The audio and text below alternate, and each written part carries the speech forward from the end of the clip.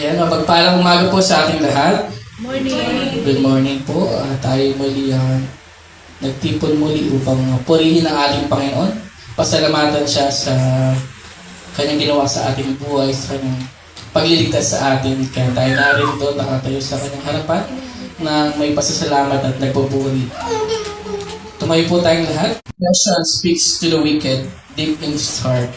There's no fear of God before his eyes. For he flatters himself in his own eyes that his iniquity cannot be found out and hidden.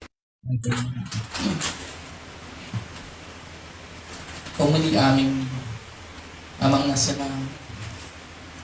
Salamat muli sa araw na pinagkaloob sa amin upang papurihan ka, sambahin ka, at itaasin yung Panginoon. Padamasin niyo, Panginoon, ang aming kagalakan, ang aming kasiyahan na makapiling ka, makasama ka, at purihin ka sa araw nito. Dalangin namin, Panginoon, na tanging ikaw lang ang aming papupurihan at sasambahin sa Panginoon. Asin niyo, Panginoon, ang mga sumasagabal sa amin sa pagsamba sa araw nito, Panginoon. Asin niyo ang mga alalahanin, Panginoon, sa mga oras nito. Dalangin namin na tanging sa ikaw lang, Panginoon, sa inyo lang, Panginoon, ang aming atensyon. Nakatuon sa inyo ang aming puso't isipan, Panginoon, sa pagsamba at sa pagkinig ng salita, Panginoon. Salamat, Panginoon, na sa kabila, Panginoon, ng aming kasalanan, Panginoon, mga pagkukulang, patuloy na kami inyong iniingatan, titilitas, pamamagitan ng iyong biyaya, Panginoon, ng pag-ibig sa amin. Salamat, Panginoon, na hindi na ako pinabayaan sa estado ng kasalanan, mapahamak sa walang hanggan. Bagkus, Panginoon, sa inyong biyaya, kami naririto sa pamamagitan ng Panginoon Kristo, na siyang nagbigay ng kanyang buhay para sa amin. Siyang aming naging katuwiran at sa inyong harapan. Upang makatukod kami, Panginoon, makapagsamba sa inyo sa amin. Dalangin namin, Panginoon, na tanging ikaw lamang, Panginoon, ang aming pupurihin. Wala nang iba pa. Kapag walang anumang bagay dito sa mundo, Panginoon, ang paigit sa inyo, dahil ikaw ang aming Diyos, ang turing na Diyos. Iba pa. Muli, Panginoon, handaan niyo ang mga puso't isipan sa pagkinig ng iyong salita. Ang makita namin, Panginoon, kagandahan at kabalatian sa araw nito. Kung aming dalangin sa matamis sa pangalan ni Jesus. Amen. Ngayon po ay dadako na po tayo sa ating community singing. Hinahalihan ko pong lahat upang umawit ng papuri at pagsamba sa ating Panginoon. Sa pangungunayan ng ating music team, sabay-sabay po natin itaas ang pangalan ng ating Panginoon.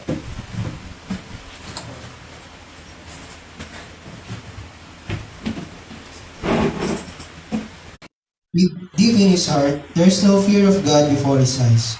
For he flatters himself in his own eyes, that his iniquity cannot be found out and hidden. The words of his mouth are trouble and deceit.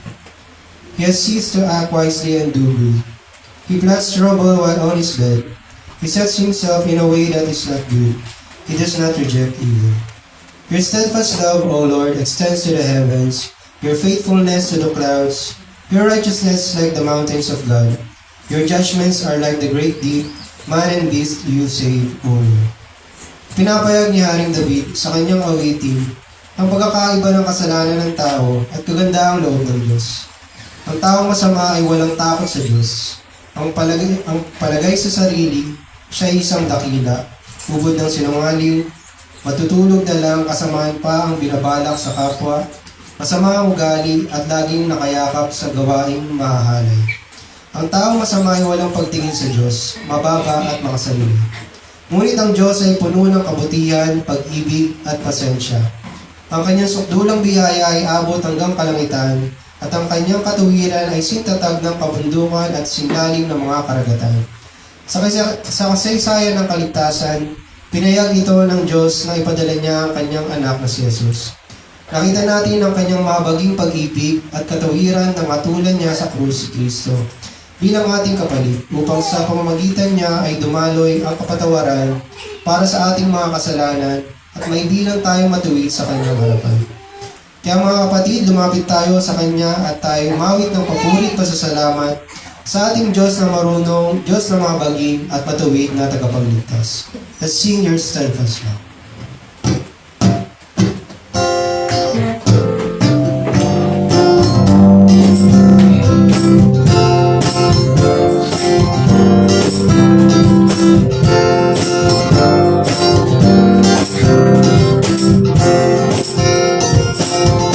Your steadfast love extends to the heavens. Your faithfulness reaches to the clouds.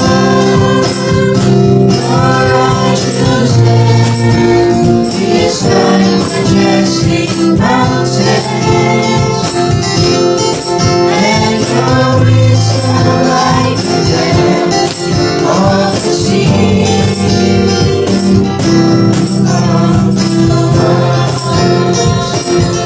Filling our hearts with your loving kindness, we find our peace in the shadows of your wings. We are free from the abundance of your love, and we drink from the streams of rejoicing. As you are our King, you are our King, you are our King, you are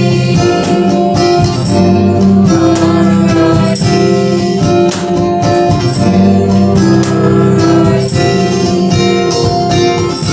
Your steadfast love extends to the heavens. Your faithfulness reaches to the clouds. Your righteousness is like majestic mountains,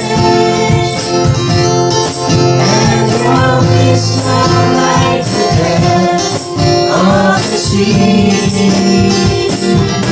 You love to us, filling our hearts with your loving kindness. We find our peace in the shadows of the wings. We are free from the abundance of your love song, and we drink from the streams of rejoicing. You are our King, you are our King, you are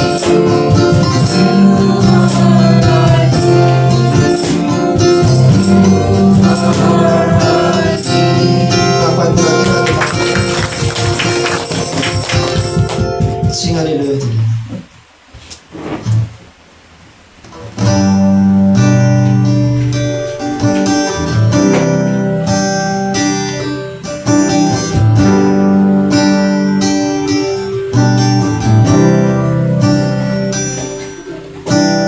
Lord, stand in the midst of multitude of those from every tribe and tongue.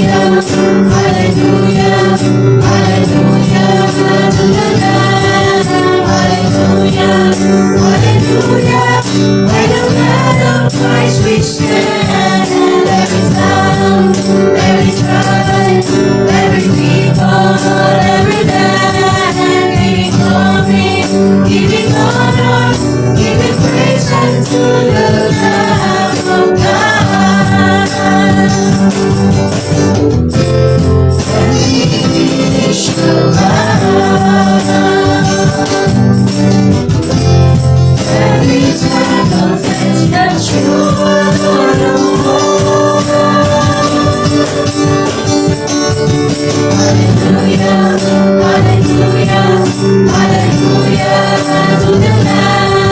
Hallelujah, hallelujah.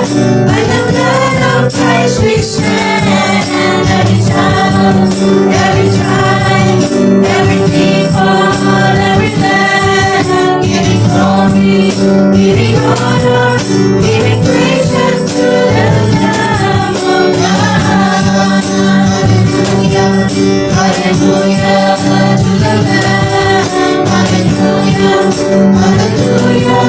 By the blood of Christ we stand.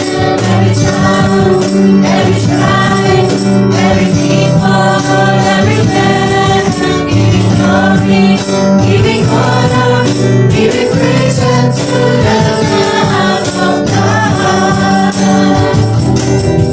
Giving praise unto the Lamb of God. Giving praise unto the Lamb of God. Palakpan po natin ang ating Panginoon.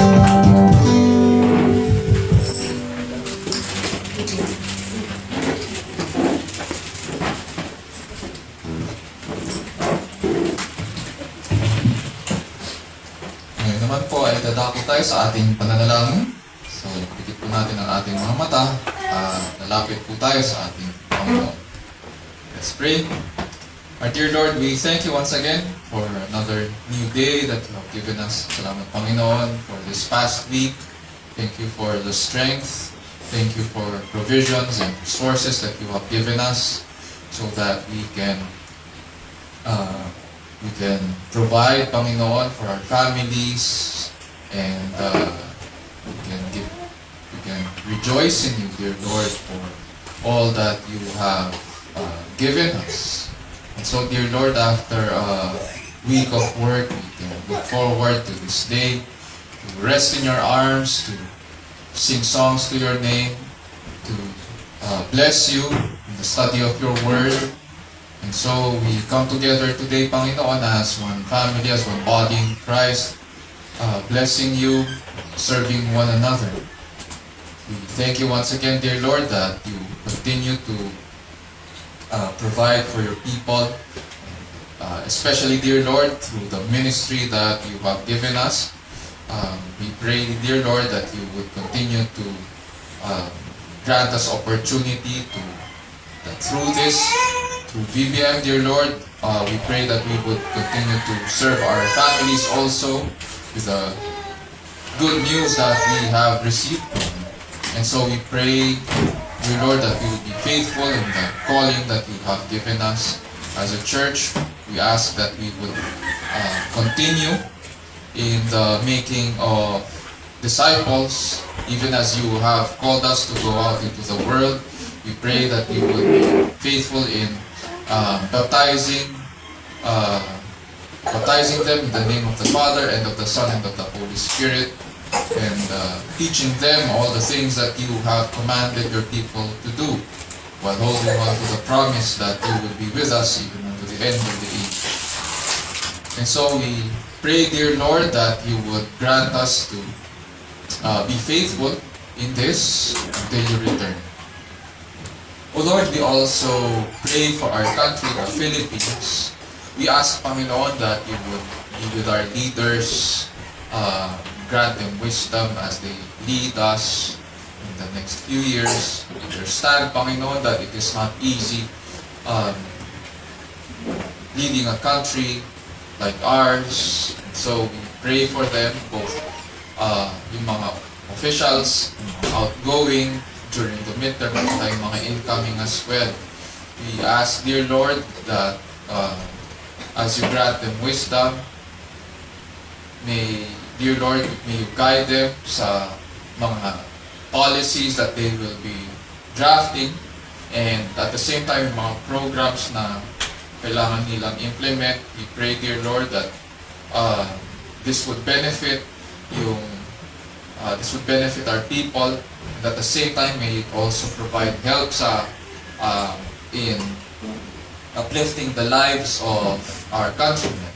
We also ask, Panginoon, that even as our brothers and sisters in government continue to preach and teach your word, even as you have given them to be a blessing to others. We pray, dear Lord, that the principles of your word would be seen in the way our government officials conduct themselves sa kanilang mga day-to-day tasks at saka transactions. We ask, dear Lord, that may you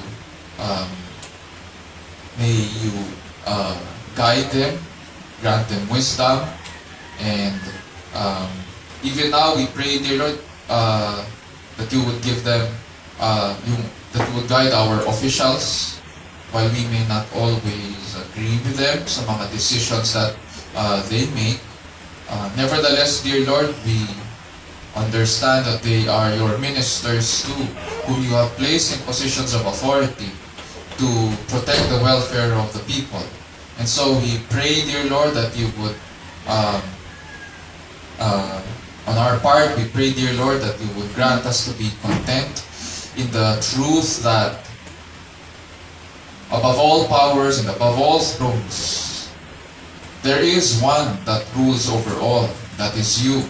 And so we pray, dear Lord, that may this truth sink in our hearts, and may it grant us, dear Lord,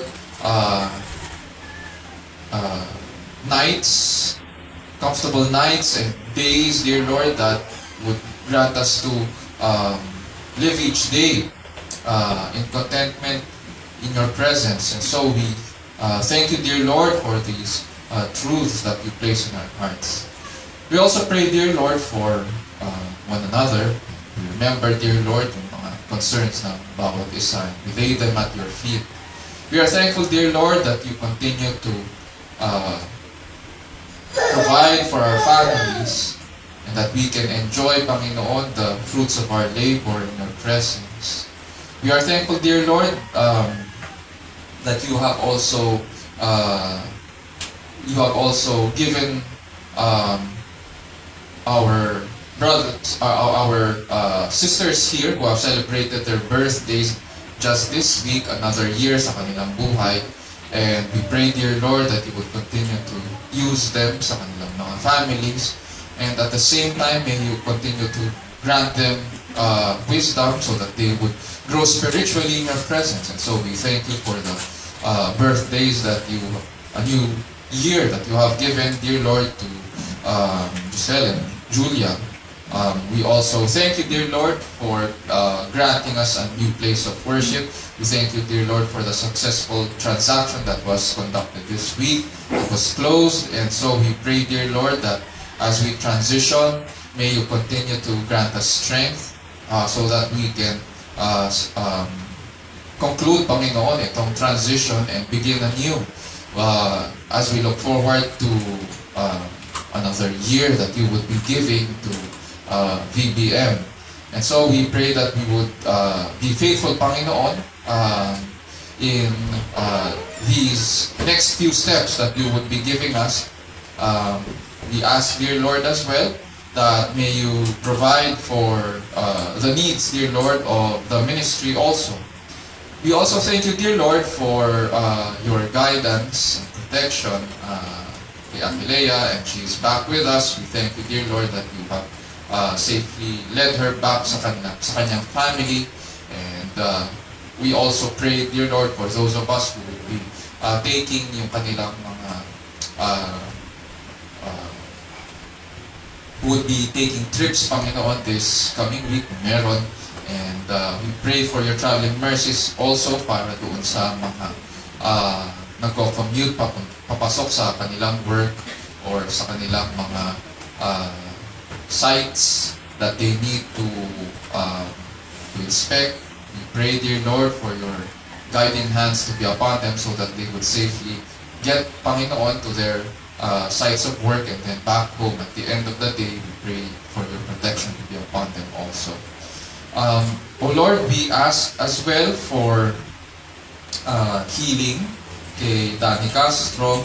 We thank you dahil kakalabas lang niya po sa hospital, and we pray for his fast recovery. They are looking forward, Panginoon, for another schedule sa kanyang sa operation ng kanyang arm. We pray, dear Lord, that you would provide the doctors with wisdom as well at saka direction kung how they would deal, Panginoon, doon sa kanyang mga sugat, Panginoon, sa kanyang arm. And we pray, dear Lord, that because you are our healer, a great healer, we place, Panginoon, this concern at your feet. At the same time, we pray, dear Lord, that you would also grant him strength. For those of us, Panginoon, na may mga allergies or ibang mga sakit this day, we ask, dear Lord, that you would also extend your healing hands upon us so that we will get well.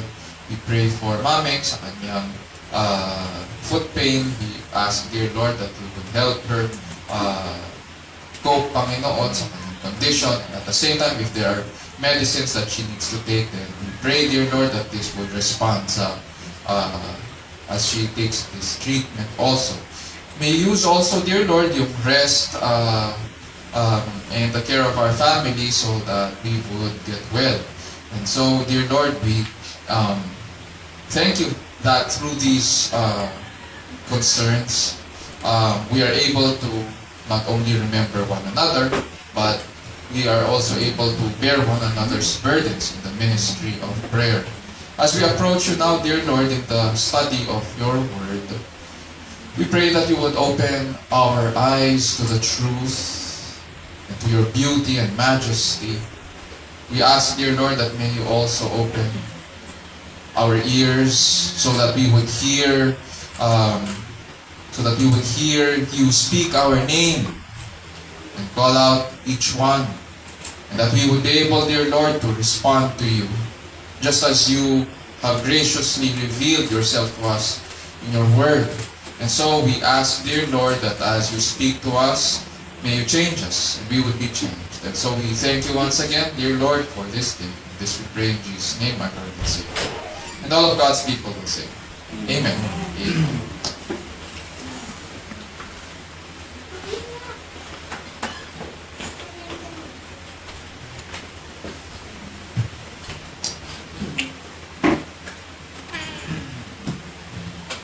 Ngayon po ay isama na po tayo sa pagbasa ng salita ng Diyos na magmumula sa aklat ng Romans chapter 2 verse 6 to 11 sa pangunguna ng ating kapatid na si E.J. Faro.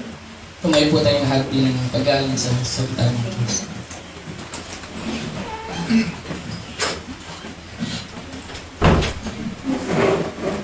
Romans 2, verses 6 to 11, ito pa sa Lusan. He will render to each one according to his works. To those who by patience in well-doing seek for glory and honor and immortality, he will give eternal life. But for those who are self-seeking and do not obey the truth, but obey unrighteousness, there will be wrath and fury. There will be tribulation and distress for every human being who does evil, the Jew first and also the Greek. But glory and honor and peace for everyone who does good, the Jew first and also the Greek, for God shows no partiality. Ito po ang salita ng Diyos, purihin ng Panginoon.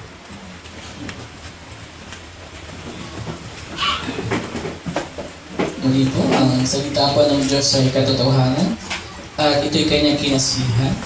Nagtuturo ito ng katotohanan tungkol sa ating Diyos at ito rin ay nagsasumay at nagtutawid sa bawat mananampalataya. Sinasanay po tayo nito kung paano matawid ng pamumuhay ayon sa kanyang kalooban at kung paano ang tamang pagsamba sa tunay at nag-iisang Diyos. Ayon po yan sa 2 Timothy chapter 3 verse 16 to 17. Ngayon po ay hatid sa atin ng ating pastor, si Pastor Raymond Benser, ang salita ng Diyos mula sa ating binasa sa Romans 2 verse 6 to 11. Nawa ang banal na Espiritu po ang siyang kumilos at tumulong sa atin sa araw na ito upang makita natin ang kagandahan at katakilahan ng kanyang salita, ang ebanghelyo ng ating Diyos sa tagapagligtas na si Yesu Cristo.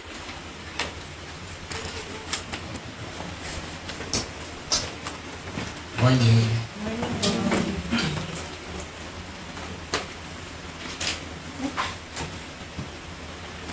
Hayaan niyo naman kung buksan ito po ang ating passage sa Romans chapter 2, verses 6 to 11. This time, babasahin ko po sa Tagalog para sa ating karagdagang kaalaman. So, Romans chapter 2, verses 6 to 11. At ganito po ang sinasabi.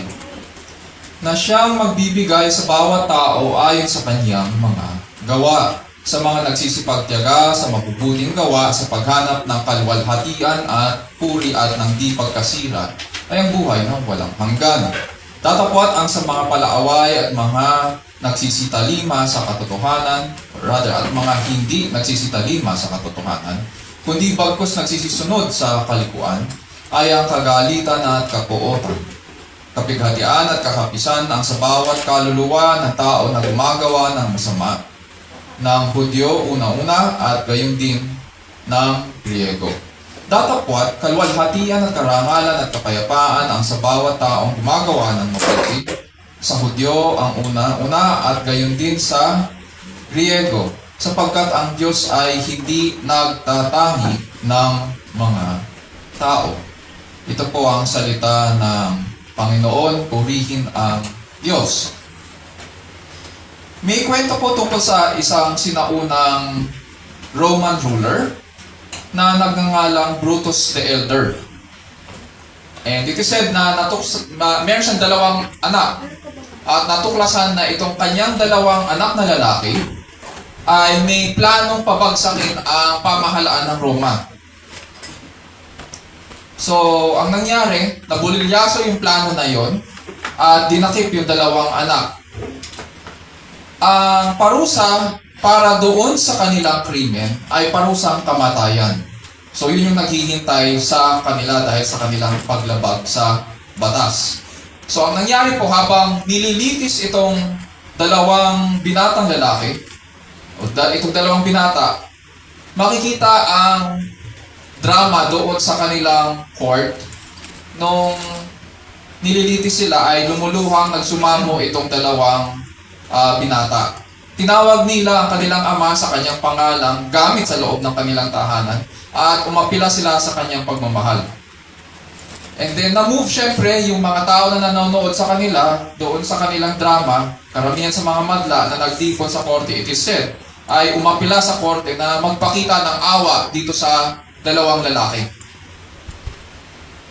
Ngunit dahil sa tindi ng kanilang krimen, at marahil dahil na rin sa sila'y anak po ng pinuno, iniutos po ng kanilang ama ang kanilang pagbitay.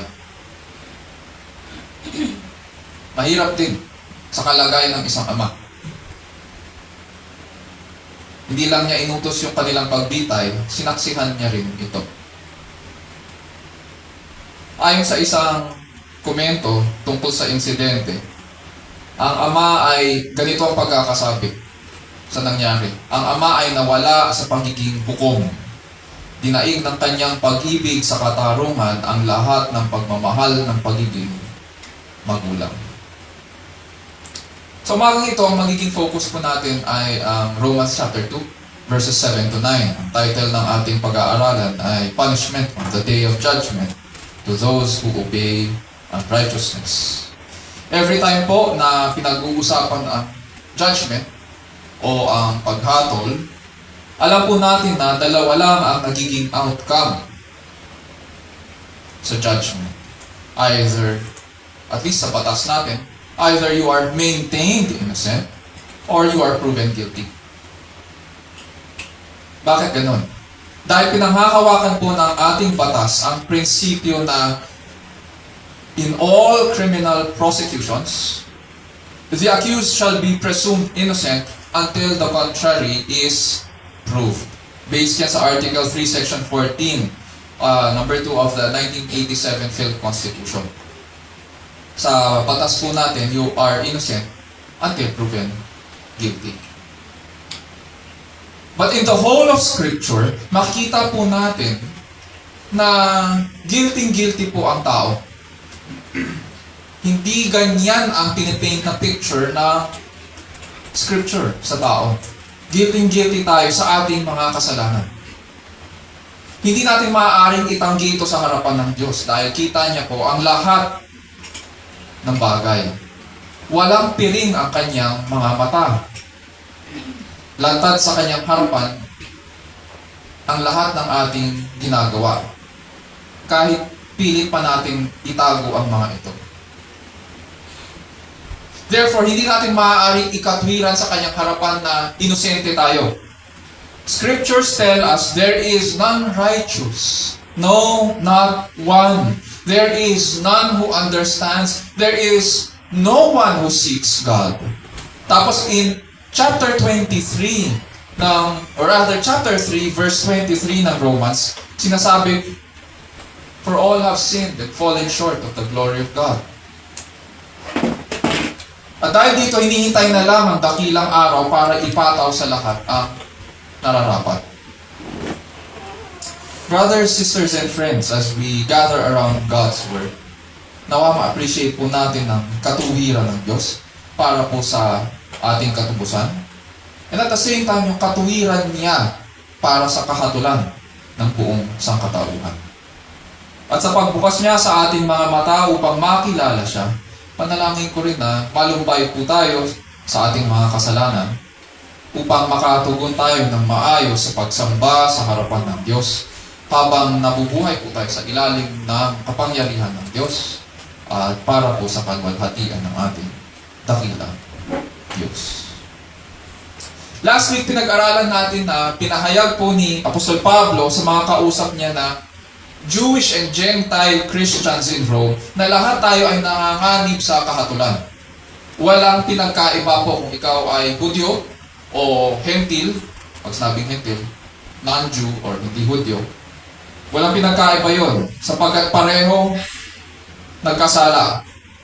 At sabi niya sa verse 6, iisa lang po ang pamantayan ng Diyos sa paghatol sa sangkatauhan ayon sa ating mga gawa. And so makakaasa tayo na ang katarungan at hatol ay magiging patas sapagkat ang Diyos ay hindi nagtatangi ng mga tao. Hindi po sinasabi ng banal na kasulatan na ang kaligtasan po ay sa pamamagitan ng gawa. Rather, ang tinutukoy dito sa ating passage ay ang hatol ng Diyos at ang kanyang pamantayan sa pag-evaluate sa bawat isa sa atin pag tayo humarap sa Kanya ay ayon sa ating mga gawa. Ang ating mga gawa po ay bunga po ng ating pananampalataya. Ulitin ko po, ang ating mga gawa ay bunga ng ating pananampalataya. Kung ano po ang ating pinanghahawakan, kung ano po ang ating sinasaligan, kung ano ang ating pinaniniwalaan, pinagkakatiwalaan, lalabas yun sa ating gawa. Lalabas yun sa ating buhay. And so, nagpapatotoo ang ating mga gawa na kung tayo'y sumusunod kay Kristo, ang ating mga gawa ay nagpapatotoo na tayo'y tinuring na matuwid at binago sa harapan ng Diyos. Our actions are proof that we are in right standing before God. And so in our passage today, we need to ask, how do we know that a person is or is not in right standing before God? And what is his destiny on the day of judgment? How do we know that a person, so two questions siya, how do we know that a person is or is not in right standing before God? And what is his destiny on the day of judgment? Paano natin malalaman na ang isang tao ay nasa tamang katayuan o wala sa tamang katayuan sa harapan ng Diyos? At pangalawa, syempre, ano ang kanyang kapalaran sa araw ng paghukom? Dahil siya po ay nasa tamang katayuan o wala sa tamang katayuan.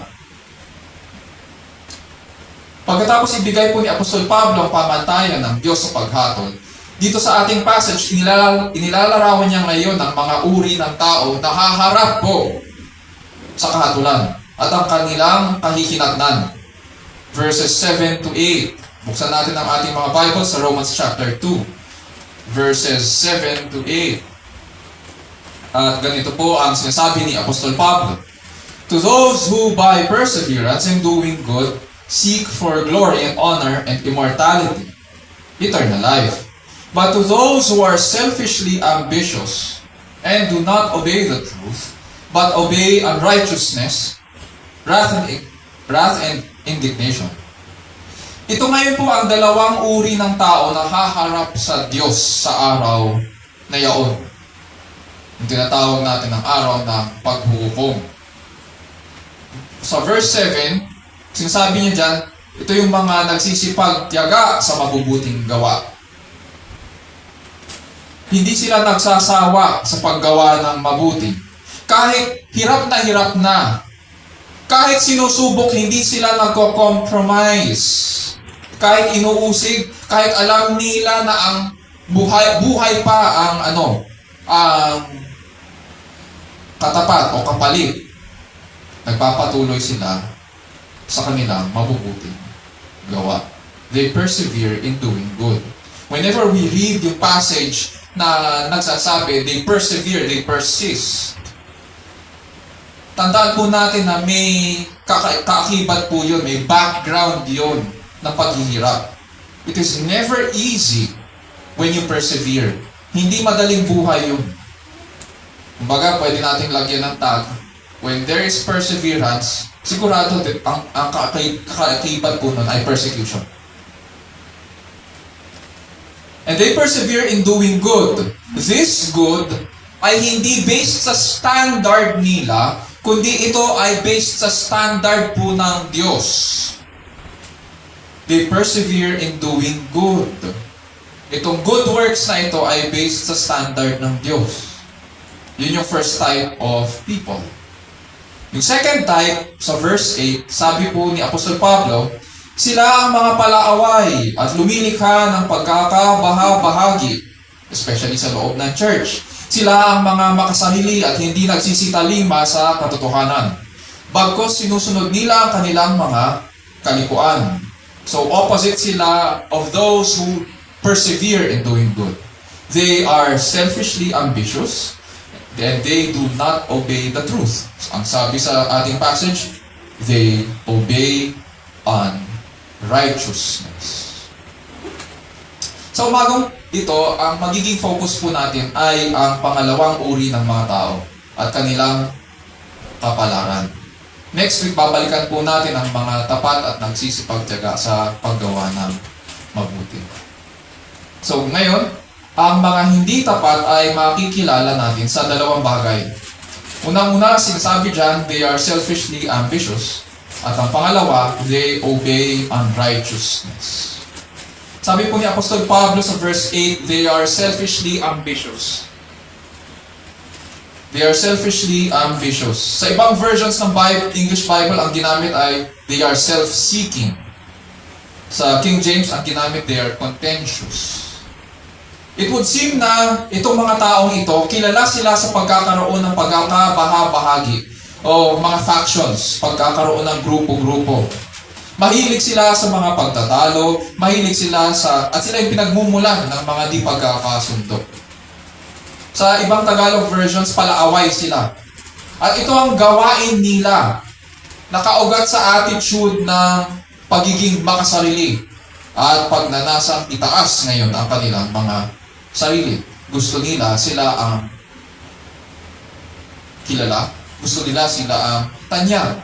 And so ang focus nila at ang attitude nila is the glorification of self above God. So ang mangyari, pag tinignan natin ang kanilang attitude, from the attitude to the action, ang kanilang attitude ay selfishly ambitious sila. At lumalabas ito sa kanilang mga gawa. Ang kanilang gawa ay pagkakabaha-bahagi, mga pagtatalo, mga pag-aaway, di pagkakasundo. Sa panahon po natin ngayon, maraming mga nananawagan para magkaisa. Kabaligtaran naman sa panahon natin ngayon. Maraming nananawagan para magkaisa. Malamang narinig na natin din yung term na ecumenical. Diba? Minsan pag nagtatawag ang gobyerno na, ay, mayroong ecumenical prayer rally. What does ecumenical mean? Meron din nagsasabi, kailangan maging inclusive tayo. What does ecumenical mean? It simply means na nagsasama ang iba't ayon sa kanilang definition. Sa definition nila ngayon, ang ecumenical ay pagsasama, pagkakaisa ng iba't ibang pananampalataya. So makikita natin ngayon sa prayer rally, ang gobyerno, nagsasama ang mga Muslim, ang Buddhist, ang Roman Catholicism, ang Evangelical Christianity, at iba't ibang mga pananampalataya based sa definition nila.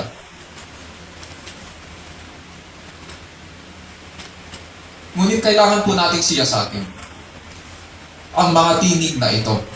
Sapagkat baka iniisip natin na porket ganito at nagtatawag sila ng pagkakaisa, at may panawagan silang ganito, iniisip natin mabuti silang tao.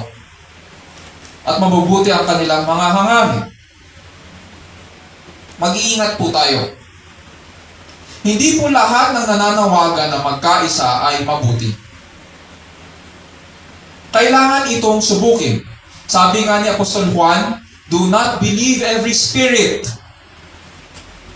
but test the spirits to see whether they are from God. Ang tinutukoy na spirit dito ni Apostol Juan ay ang spirit behind the false teachings. So in essence, ang pinag-uusapan dito sa kanyang passage ay yung mga katuruan.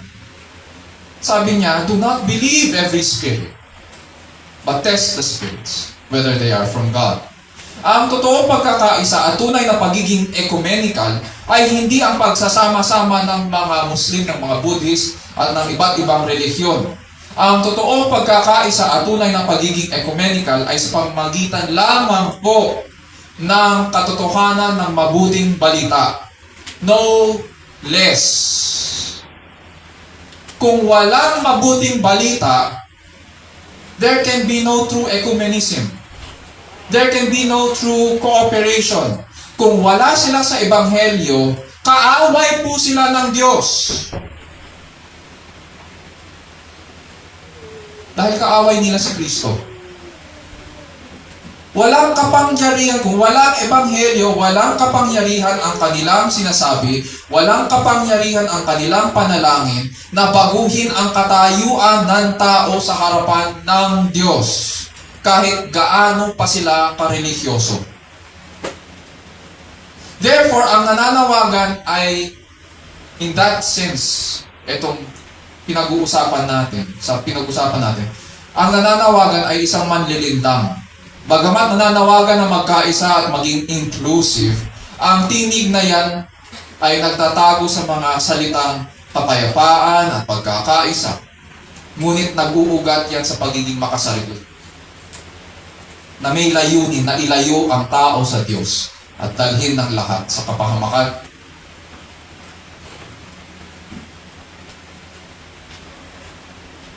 Yun yung unang katangian. They are selfishly ambitious. Punta tayo sa pangalawa. They obey unrighteousness. Karaniwan ang description kapag pinag-uusapan po ang ugnayan ng tao sa batas o sa kautusan at sa katwiran, ang sinasabi natin, sumusunod siya sa batas. O tumatalima siya sa batas. Pero dito sa verse 8, kakaiba po ang ginamit ni Apostol Pablo na description. Sa original language, nouns po ang ginamit niya, hindi adjectives. Kabilang sila sa ganon, sa grupong ganon. Sabi dyan, nagsisisunod sila sa kalikuan. Or pwede pag binasa natin yung original language, ganitong pagkakabasa, kabilang sila sa mga sumusunod sa kalikuan. Ginawa nilang pamantayan ang kasamaan. At ginawa nilang patnubay ng buhay nila ang kalikuan. Ganun ang description sa kanila ng Diyos. At dahil pinili nila ang kalikuan, it follows na tinatanggihan po nila ang katotohanan. Hindi na sila matuturuan ng tama. Ayaw nila sa salita ng Diyos at namumuhay sila, dahil ayaw nila sa katotohanan, namumuhay sila sa kasinungalingan. Paano po sila nagsisisunod sa kalikuan? Paano sila nakarating sa puntong gano'n? Pakinggan natin ang salaysay ng isang theologian.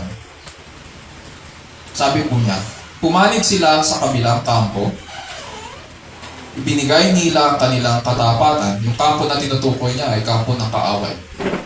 Lahat ng mga kaaway ng Diyos. Ibinigay nila ang kanilang katapatan sa kasamaan, hindi sa Diyos.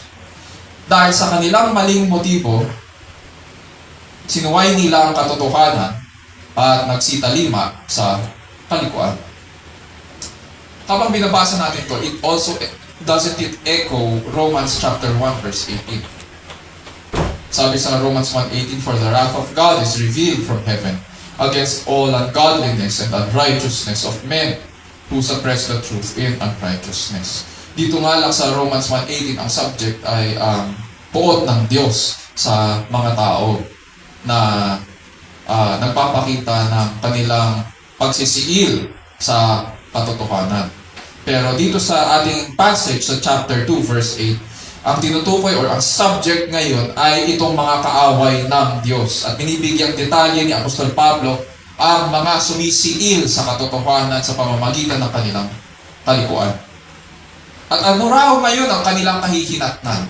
Because they are selfishly ambitious, and this is seen in how they obey unrighteousness, in how they have made unrighteousness as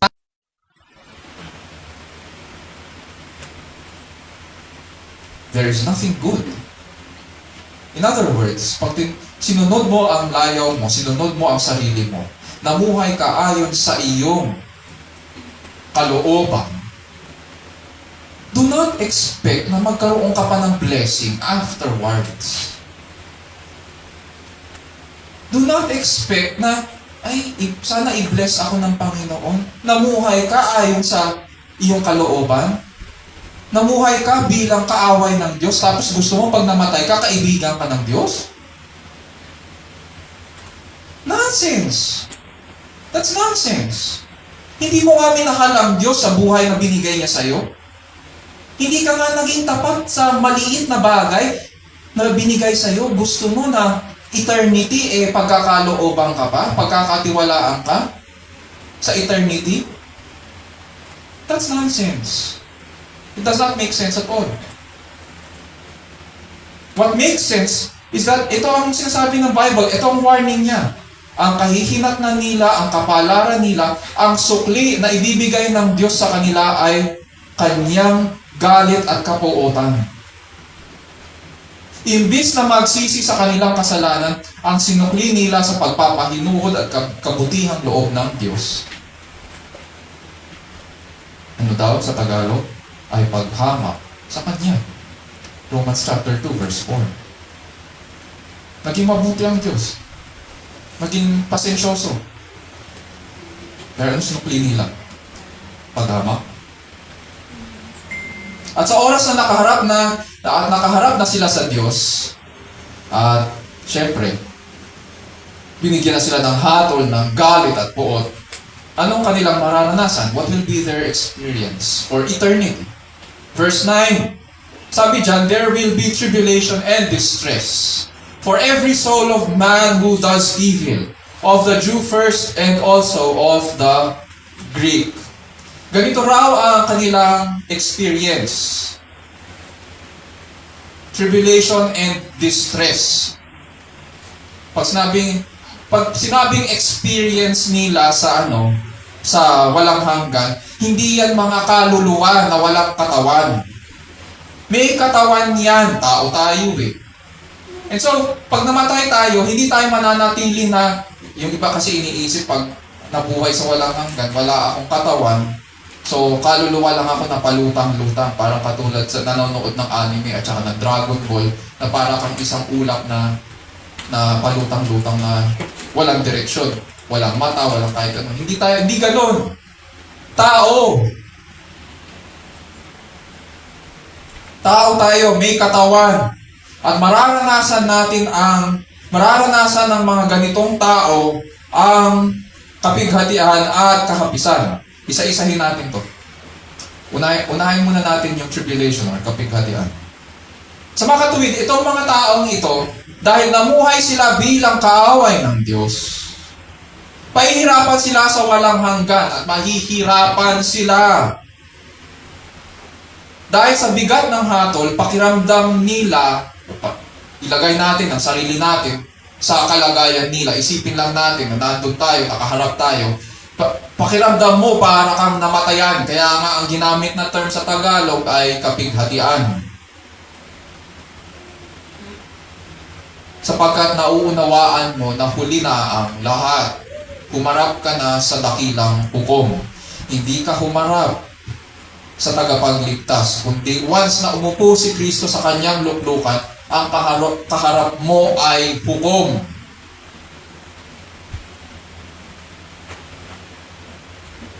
Huli na ang lahat. Hindi na maibabalik ang panahon na inaksaya mo at hindi na maaaring baliktarin ang hatol ng Diyos laban sa iyo. Wala kang magagawa at wala ka rin magawa. Punta tayo doon sa distress or kakapisan. Sa original language, ang salitang ginamit dito ay nangangahulugang makitid na dako. Sa kitid ng dinadaanan, hindi ka ngayon makakilos. Wala kang mapuntahan. Hindi ka maaaring pumunta sa kanan, gustuhin mo man. Hindi ka rin makapunta sa kaliwa. Hindi ka rin makabalik o makaikot sa iyong pinanggalingan sa kitid ng daan. Yun yung ibig sabihin ng distress or kahapisan sa original language. At dahil wala kang magawa, nauunawaan mong wala ng pag-asa. Kahit magtangis ka at sumaklolo at sumigaw ka, walang darating na tulong at aliw para sa iyo. Wala kang magagawa para baguhin ang hatol. Wala kang magagawa para takasan ang walang hanggang panirap at bighati. Dahil kabilang ka sa mga gumagawa ng masama.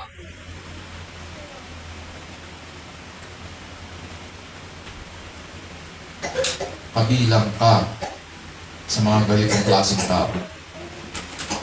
Sabi nga po ni C.S. Lewis, si C.S. Lewis po ang may akda ng The Chronicles of Narnia sa kanyang aklat na The Great Divorce.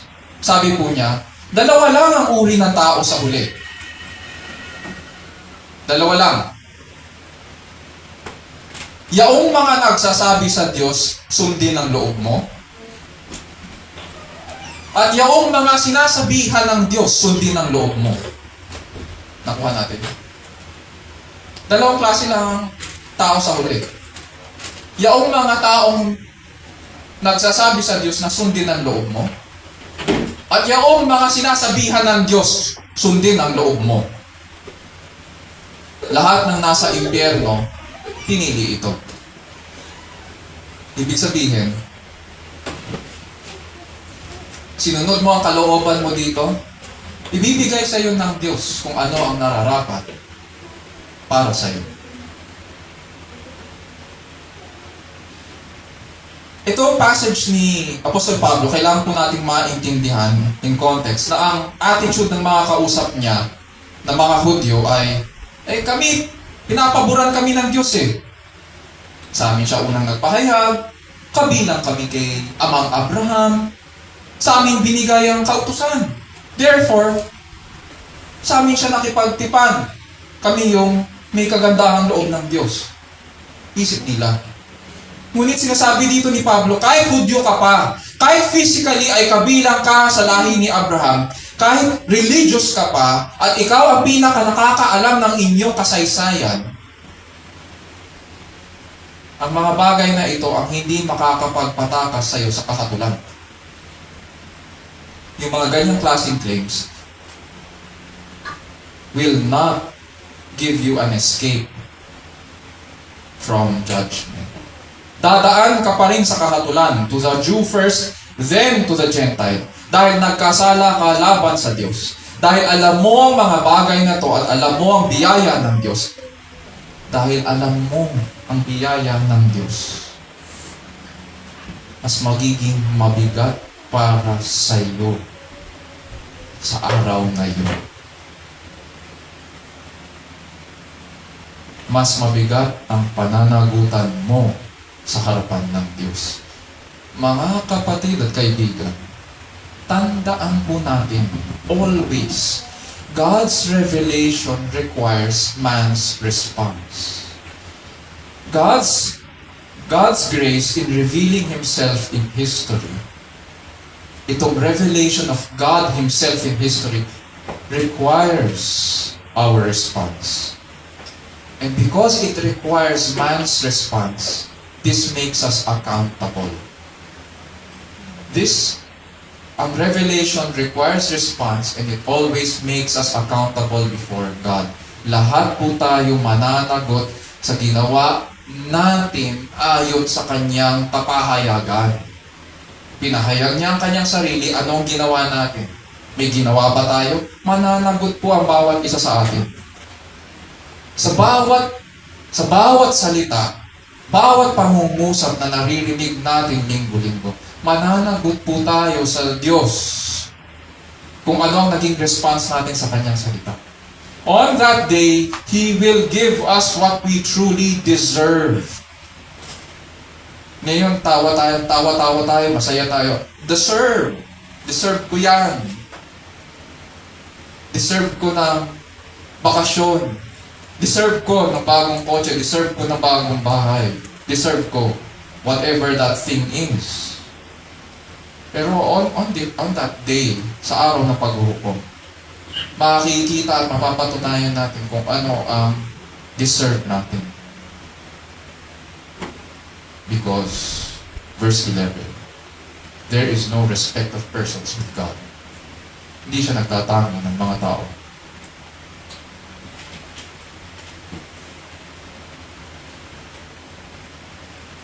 Kapighatian at kakapisan ang para doon sa mga gumagawa ng masama. In summary, how do we know that a person is or is not in right standing before God? Paano natin malalaman na ang isang tao ay nasa tamang katayuan o wala sa tamang katayuan sa harapan ng Diyos? Sa ating passage, makikita natin na itong taong ito ay wala sa tamang katayuan sa harapan ng Diyos.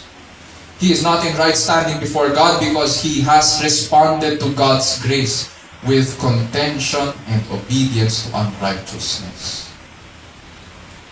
He has responded to God's grace with contention and obedience to unrighteousness. Alam natin na wala sa tamang katayuan ang taong ito sa verses 7 to 9 sapagkat ang tugon niya sa biyaya ng Diyos ay pagtaas ng kanyang sarili at pagsunod sa kalikuan. And what is his destiny on the day of judgment? Anong kanyang kapalaran sa araw ng paghuhukom? Simple lang, God's wrath and indignation, of which he shall experience eternal tribulation and distress. God's wrath and indignation, of which he shall experience eternal tribulation and distress. Matinding galit at buot ng Diyos kung saan makakaranas siya ng walang hanggang kapighatian at kakapisan. Ngunit ito naman, ang maganda sa Bible is that yes, it warns us of the judgment to come. But there is good news. Bakit po natin hihintayin ang nakakatakot na araw ng kakatulan? Na kung saan walang hanggang kapighatian at kakapisan ang naghihintay. Kung binigyan naman tayo ng panahon para magsisi sa ating mga kasalanan at lumapit sa pananampalataya, bakit mo hihintayin? Pinakita na sa atin, pinahayag sa atin kung ano ang mangyayari sa walang hanggan. Kung ano ang kapalaran ng mga taong ito. Bakit mo hihintayin yun? Ngunit hindi lamang napakabuti ng Diyos. Hindi lamang tayo binigyan ng pagkakataon. Pinahayag niya rin at binigay rin ng Diyos ang kanyang katuwiran sa pagkatao ng dakilang anak na si Jesus. Upang sa kanya natin matagpuan ang pagpapawalang sala at maibalik tayo sa tamang katayuan sa Ama.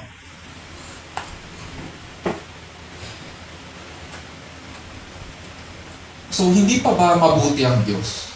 Sa'yo. Mga kapatid, ako sigurado ako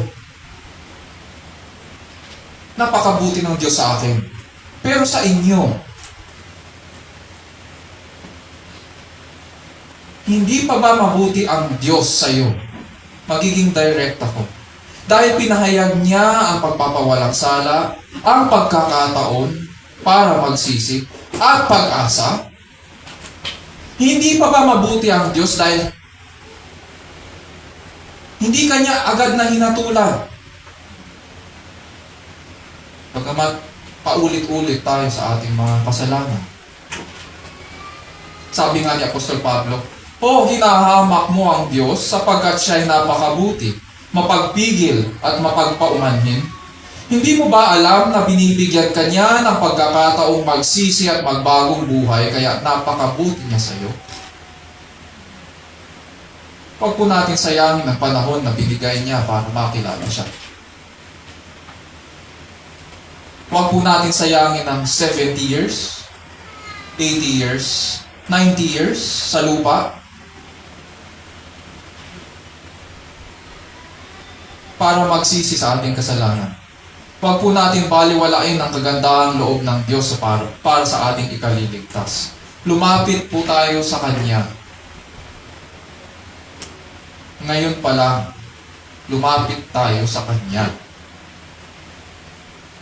Sa araw ng paghuhukom, lahat po tayo haharap sa Diyos. Either kabilang po tayo sa mga nagsisipagtiyaga sa paggawa ng mabuti, o doon po tayo sa mga nagsisitalima sa kanilang kalikuan. Para doon sa mga nagtataas ng kanilang sarili at sumusunod sa kanilang kalikuan. Ito po ang babala. Matinding galit at puot ng Diyos ang naghihintay sa kanila dahil wala sila sa tamang katayuan sa Diyos. To the Jew first, then to the Gentile. It is only through Christ that we can be in right standing before God. None of our para doon sa gumagawa at gumagawa ng masama at nagtataas ng kanilang sarili, matinding galit at puot ng Diyos ang naghihintay sa kanila dahil wala sila sa tamang katayuan sa harapan ng Diyos. To the Jew first, then to the Gentile. Make no mistake, because God is no respecter of persons, there will be punishment on the day of judgment. Isa puso natin ang mga bagay na ito at iupol po natin ang ating sarili sa matuwid at dakilang Panginoon. Tayo na lang. O loving Heavenly Father, we thank you for your word. They are straightforward, Panginoon.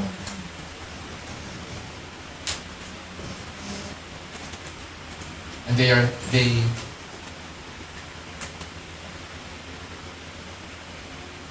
put a heavy burden on our hearts. They are heavy. Nevertheless, dear Lord, we come to you.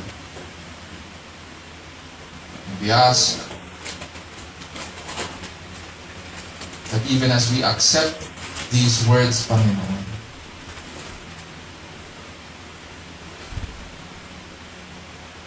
may it crush us to the point of repentance.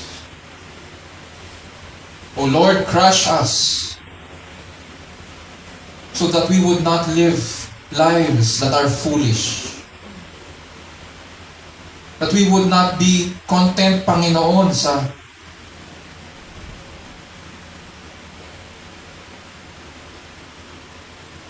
aming kalooban.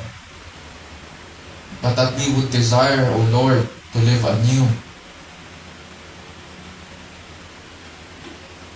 To live according to your will. And so we pray, dear Lord, that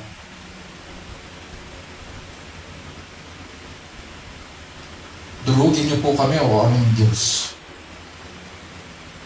Nang sa ganun magising po kami sa aming mga kalikuan.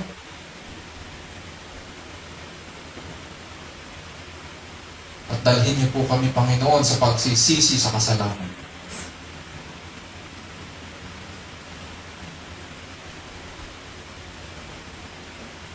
At sa aming pagsisisi, O Diyos, tulungan niyo po kami mamuhay karapat-dapat sa Ebanghelyo,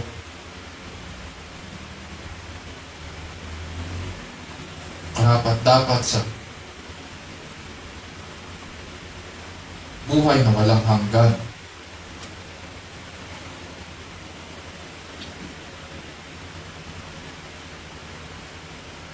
Even as we give our lives to you, O Lord, we pray that this would be seen also sa aming mga gawa. We heed the warning.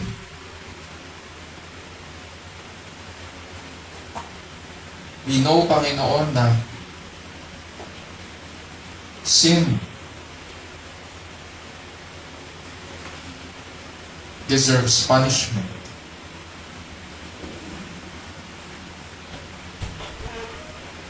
Yun yung dapat para sa kasalanan.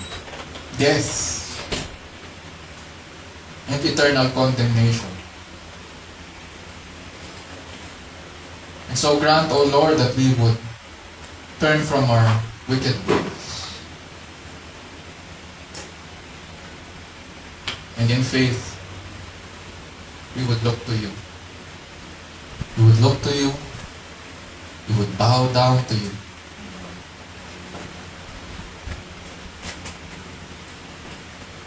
We would entrust you with our lives and live by faith.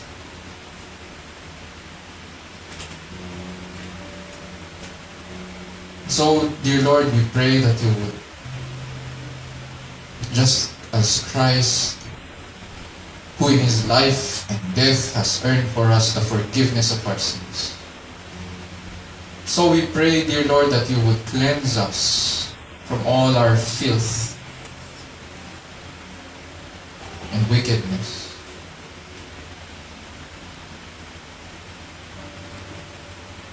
Give us the desire to follow you.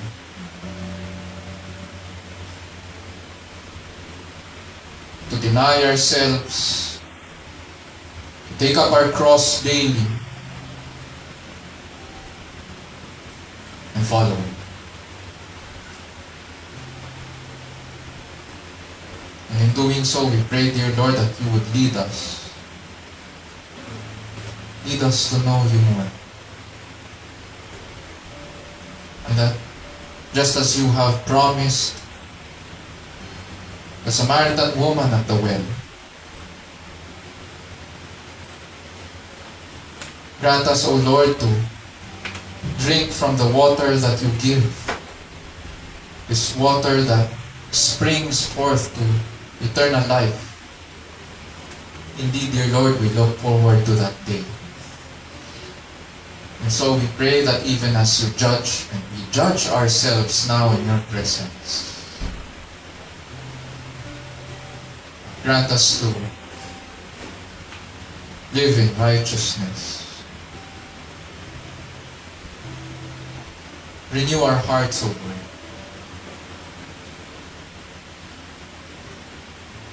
Even as we turn from our wicked ways. And so we thank you for these words of warning and words of comfort. Just as your word kills our sins and cleanses, so it also gives life. We praise you, Lord, for this power unto salvation. And this we pray in Jesus' name, our Lord and Savior. And all of God's people will say, Amen. Amen.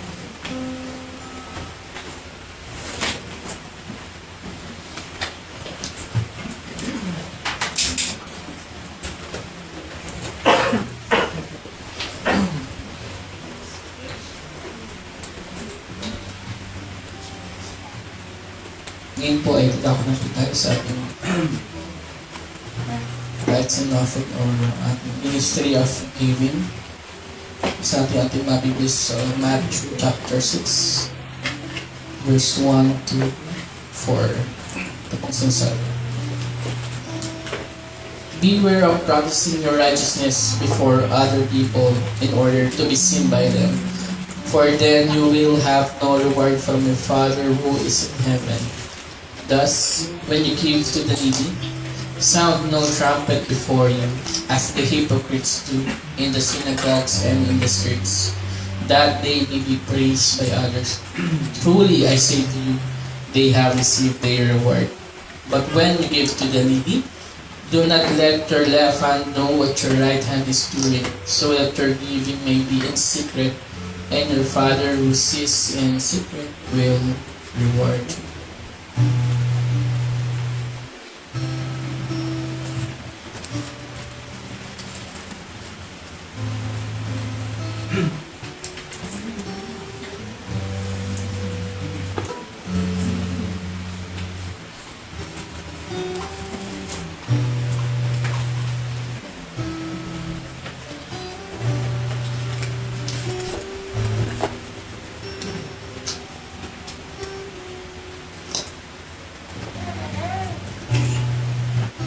Tumayo po tayo na. Tayo po imawit ng mga pulis sa ating Panginoon. Praise God from whom all blessings flow.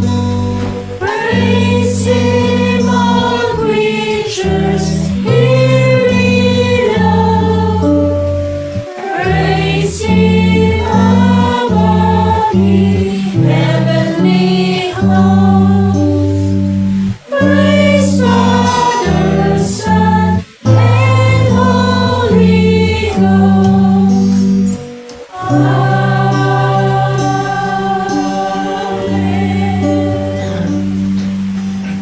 Tayo po muna. Pumuli aming Diyos ang mga sa langit, Panginoon. Sa inyo nagmumula ang pagpapala. Ikaw ang aming Diyos na mahabagin. Bibigyan ng biyaya, Panginoon.